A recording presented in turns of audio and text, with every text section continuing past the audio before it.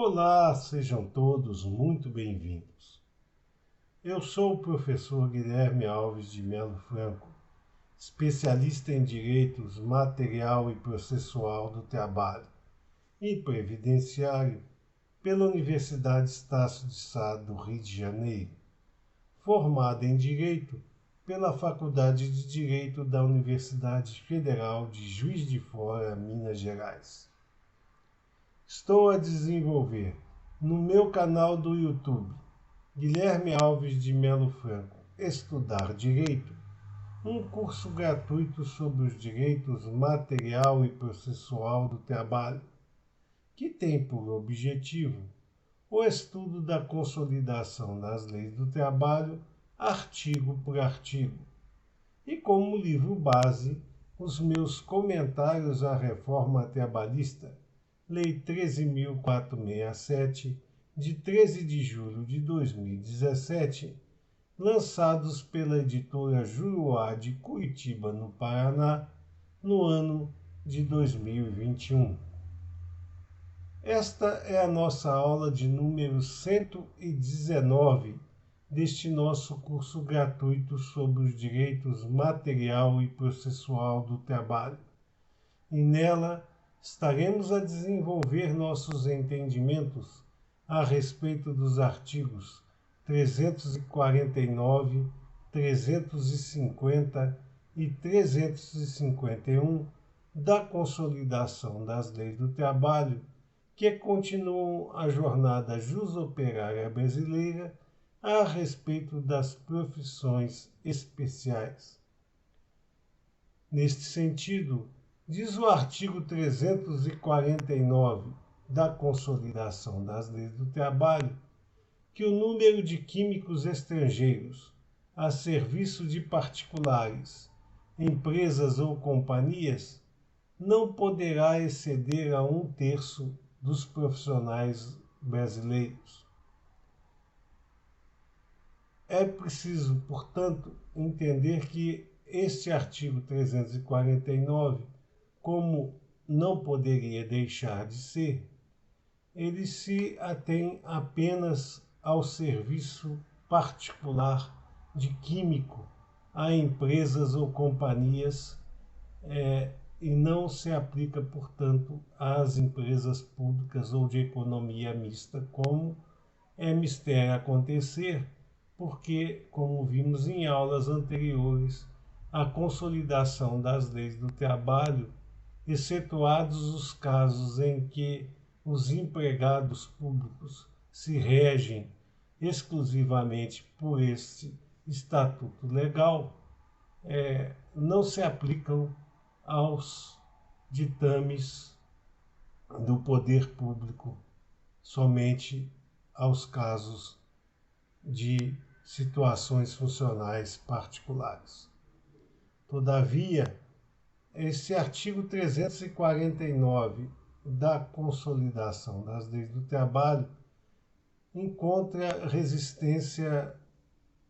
imbatível pelo artigo 5º caput da Constituição da República Federativa do Brasil, que determina que todos são iguais perante a lei e veda a discriminação entre nacionais e estrangeiros residentes no Brasil. Portanto, não pode haver nenhuma distinção entre empregados brasileiros e estrangeiros dentro do ambiente jusoperário nacional. Desta forma, o texto insto no artigo 349 da Consolidação das Leis do Trabalho se queda derivado de uma inconstitucionalidade tal que já não permite mais a sua aplicação no cenário do meio ambiente de trabalho do Brasil. Portanto, a regra do artigo 349 encontra-se obstaculada pela determinação constitucional aqui apregoada. Esta situação foi mais uma daquelas em que a reforma trabalhista, implementada pela Lei 13.467, de 13 de julho de 2017, perdeu a oportunidade de atualizar o texto da Consolidação das Leis do Trabalho e deixou passar inalbis esta oportunidade de ou alijar o artigo 349 da Consolidação das Leis do Trabalho ou atualizá-lo no sentido de que não pode haver nenhuma distinção entre os exercentes das funções de químico, estrangeiros ou nacionais, o que seria um melhor caminho a ser tomado, mas que infelizmente não foi assumida esta caminhada pelo legislador reformista. Diz o artigo 350 da Consolidação das Leis do Trabalho que o químico que assumir a direção técnica ou cargo de química em qualquer empreendimento dessa natureza, ou seja, fábricas, usinas, laboratórios industriais ou de análises clínicas, deverá, dentro do lapso temporal de 24 horas, comunicar por escrito, portanto só vale a comunicação por escrito, ao Conselho Regional de Química correspondente à sua inscrição. Este fato, quedando-se a partir desta comunicação como responsável técnico, tanto pelos mesmos laboratórios, fábricas, usinas, quanto pelos produtos que ali estejam sendo fabricados e registrando dentro de 30 dias o respectivo contrato no Conselho Regional de Química. Portanto, os profissionais químicos que assumirem a responsabilidade técnica ou qualquer cargo de química dentro de empreendimentos desta natureza, como fábricas, usinas, laboratórios industriais ou de análises clínicas, deverá obrigatoriamente, dentro do lapso temporal de 24 horas, comunicar por escrito ao Conselho Regional de Química este fato, quedando-se, portanto, a partir desta situação, responsável técnico tanto pelos empreendimentos, fábricas, usinas, laboratórios industriais e de análises clínicas, quanto também pelos produtos neles fabricados, registrando, dentro do prazo de 30 dias, o respectivo contrato no Conselho Regional de Química a que esse profissional químico esteja adstrito pelo seu registro. Ainda nesta mesma situação de comunicação ao Conselho Regional de Química, é devida também a mesma fórmula de comunicado em caso da retirada do químico do cargo de responsabilidade técnica a que ele estava comprometido por força contratual. Portanto, tanto no caso de entrada na posição de responsável técnico, quanto na de saída da mesma, haverá a necessidade de comunicação ao Conselho Regional de Química e, dentro desta lógica, o registro respectivo contrato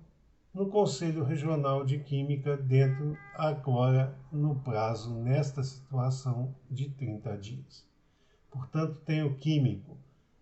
24 horas, a partir do momento que ele firma o contrato individual de trabalho como responsável químico a uma empresa especializada nas áreas químicas, ou mesmo de químico em empresas diversas de outras atividades, mas que exijam a capacitação profissional de químico para exercício de determinada função, comunicar essa situação ao Conselho Regional de Química. E no caso também do distrato, ou seja, quando o químico deixa de exercer essas funções, esta comunicação também é devida ao caso da responsabilidade técnica do químico ao Conselho Regional de Química. Além dessas duas comunicações, do ingresso ou da saída da responsabilidade técnica, caberá também o registro dentro de 30 dias do respectivo contrato do químico com a contratante no Conselho Regional de Química. No caso de falência da empresa ou de determinado estabelecimento que esteja sob a égide da responsabilidade técnica do químico, essa obrigação de comunicar ao Conselho Regional de Química passa a ser não dele profissional, mas da empresa proprietária ou do estabelecimento ou de todo o empreendimento empresarial. Nesse sentido, no caso de falência, a nosso ver, dever-se-ia deixar também à égide do profissional químico esta comunicação, porque deixa aqui o profissional numa insegurança jurídica bastante grande, porque ele não terá como controlar se a empresa proprietária do estabelecimento falido ou do próprio empreendimento empresarial realmente fará essa comunicação ao Conselho Regional de Química. Então, dever-se-ia ter-se aplicado uma modificação neste artigo 350 da Consolidação das Leis do Trabalho para fazer valer também, no caso de falência do estabelecimento ou de todo o empreendimento empresarial, transferindo-a para o cargo do próprio profissional químico, que, nesse caso, teria maior segurança jurídica de que essa comunicação teria sido regularmente feita. Com esse artigo 350, nós encerramos o estudo dos artigos consolidados a respeito das categorias profissionais especiais. E voltamos a alertar a todos que, a nosso sentir, não deveria ter sido trazido ao contexto seletista todo este capítulo a respeito das profissões especiais, porque entendemos que o mesmo seria adstrito a legislações outras especiais de cada categoria profissional, dentro do entendimento de que não cabe ao contexto normativo seletista ficar estabelecendo situações especiais para determinadas categorias profissionais e deixar outras de fora. E como nós sabemos que a lei nunca tem o condão de abarcar todas as situações existentes, o próprio exercício legal consolidado a respeito das categorias especiais torna-se, de uma certa maneira, discriminatório com as demais que não estão ali alijadas. Portanto, todo esse capítulo deveria ter sido alijado do corpus seletista. E ainda mais acentua a necessidade que vemos defendendo ao longo destes nossos já precioso estudo da transformação, da consolidação das leis do trabalho em um código do trabalho, em um código de processo de trabalho, justamente para enxugar as normas jurídicas operária brasileira e trazer maior segurança tanto para os operadores quanto para os aplicadores do direito trabalhista. Diz o artigo 351 da Consolidação das Leis do Trabalho que toda infração destinada a este capítulo será subsumida à aplicação das multas previstas no artigo 634-A consolidado. Todavia, sabemos nós que o artigo 634-A da Consolidação das Leis do Trabalho foi trazido a lume pela medida provisória número 905, de 11 de novembro de 2019, que foi posteriormente revogada.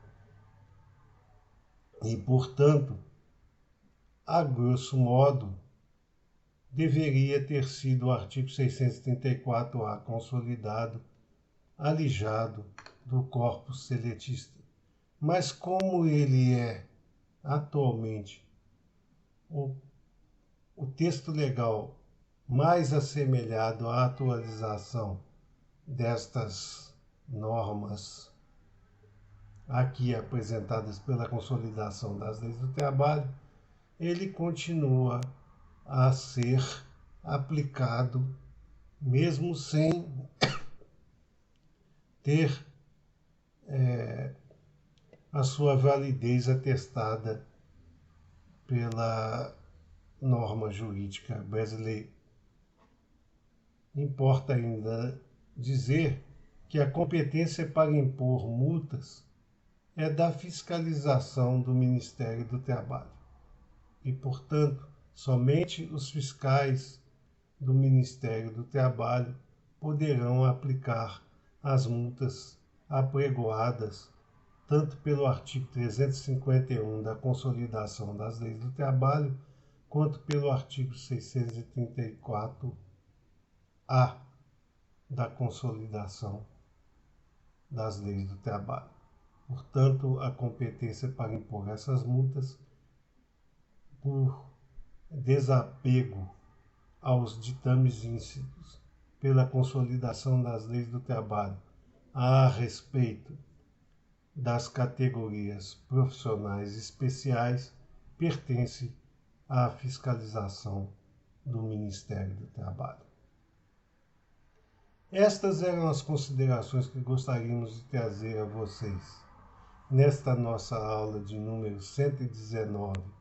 deste nosso curso gratuito sobre os direitos material e processual do trabalho, e aproveitamos a oportunidade para requerer a vocês que ainda não o fizeram, que se inscrevam no nosso canal e que deixem seus likes nas nossas aulas, porque é através destas duas atividades simples que vocês estarão a nos auxiliar a manter íntegro este nosso curso gratuito sobre os direitos material e processual do trabalho e poder promover a distribuição do conhecimento aqui arregimentado ao maior número de pessoas possível. Muito obrigado a todos.